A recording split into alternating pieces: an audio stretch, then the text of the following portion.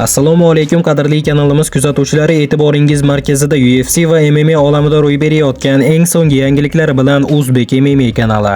Qadrli do'stlar, hozirgi dasturimizda har doimgidek UFC va MMA olamida ro'y berayotgan eng so'nggi yangiliklar to'g'risida batafsil gaplashamiz.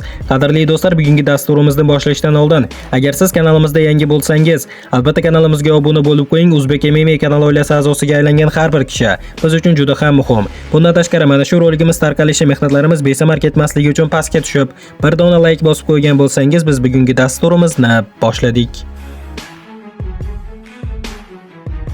Yengil vazn toifasida UFC chempioni Islam Makhachev Madelinaning vizifiga atvet qildi. UFC vazn toifasidan qat'iy nazar, dunyoning eng yaxshi jangchisi Islam Makhachev Jack Della Madelinaning bugungi g'alabasiga munosabat bildirdi.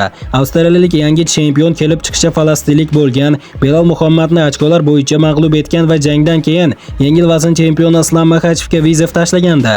Rossiyalik aralash keggi kurash ustasi bu chorlovni javobini uzoq kuttirmadi. Ikkitalik chempion bo'lish fursati keldi. Deya o'zining ijtimoiy tarmoqdagi sahifasida xabar qoldirgan Islam Makhachev, shuningdek Islom ilk kamar himoya jangidayoq chempionlik unvonidan mahrum bo'lgan do'sti Belalni ham qo'llab-quvvatladi. Belal boshingni tik tut, chempion degan Islam Makhachev. Agar bugun Belal Muhammad chempionlik kamarini muvaffaqiyatli himoya qilganda, Islam Makhachev yengil vaznda qolib 28-iyun kuni Las Vegasda Ilya Topuryaga qarshi oktagonga chiqardi. Endi Topurya vaqtinchalik kamar uchun braziliyalik Charles Oliveyraga qarshi jang o'tkazadi. Islam esa ikkita vazn toifasi chempioni bo'lish uchun urinib ko'radi. Qadrli do'stlar, aynan siz qanday fikrdasiz? Islam Makhachev Jack Della Madelinani mag'lubiyatga uchrata oladimi? Albatta shaxsiy fikrlaringizni kommentlarda yozib qoldiring. Barcha fikrlarni o'qib chiqaman.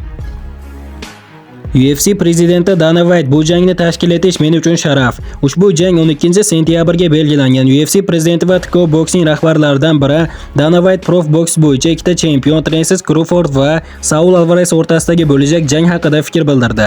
Bu tarixdagi eng buyuk janglardan biri. Uni tashkil etish men uchun sharaf. Biz hamma narsani reklama qilib, ishlab chiqarish, tadbirkorlarni boshqarishini xuddi UFC janglaridek kabi amalga oshiramiz. Bu haqiqiy sharaf. Canelo ham Crawford ham juda yaxshi jang ko'rsatishdi va men hozirda sentyabrgacha ular bilan ishlashni orzu qilib kutaman. Bu qiziqarli bo'ladi, dedi Dana White. Qadrli do'stlar, bu paytda bo'lsa O'zbekistonlik UFC jangchimiz Nursulton Ro'ziboyev O'zbekiston muxlislariga murojaat qildi va qo'llab-quvvatlab turishlarini so'radi. Hamyurtimiz Nursulton Ro'ziboyev 17-may kuni bo'lib o'tadigan jangida qo'llab-quvvatlab turishlaringizni so'radi va bundan tashqari Nursulton Ro'ziboyev o'sha jangidan keyin hamyurtimizni mag'lubiyatga uchratgan yagona jangchi Xoakim Bakliga vizif tashlash haqida fikr bildirdi. Men o'zbekistonliklar uchun Xoakim Baklidan o'ch olishga va'da beraman, deb yozib qoldirgan hamyurtimiz Nursulton Ro'ziboyev. Qadrli do'stlar, albatta hamyurtimizni bu yo'lda qo'llab-quvvatlagan holda kommentariyaga tushib, "Olg'a O'zbekiston, olg'a Nursulton Ro'ziboyev" deb yozib qo'yishni unutmang do'stlar. Qadrli do'stlar, hozirgi qisqa dasturimiz xuddi mana shu yerda o'z yakuniga yetdi. Videoni oxirigacha ko'rganlarning barchasiga kattakon rahmat. Video yoqqan bo'lsa like bosishni unutmang. Keyingi dasturlarimizda ko'rishguncha xayr, o'zingizni ehtiyot qiling. Uzbek MMA kanalimizdan uzoqlashmang. Tez orada ko'rishguncha do'stlar.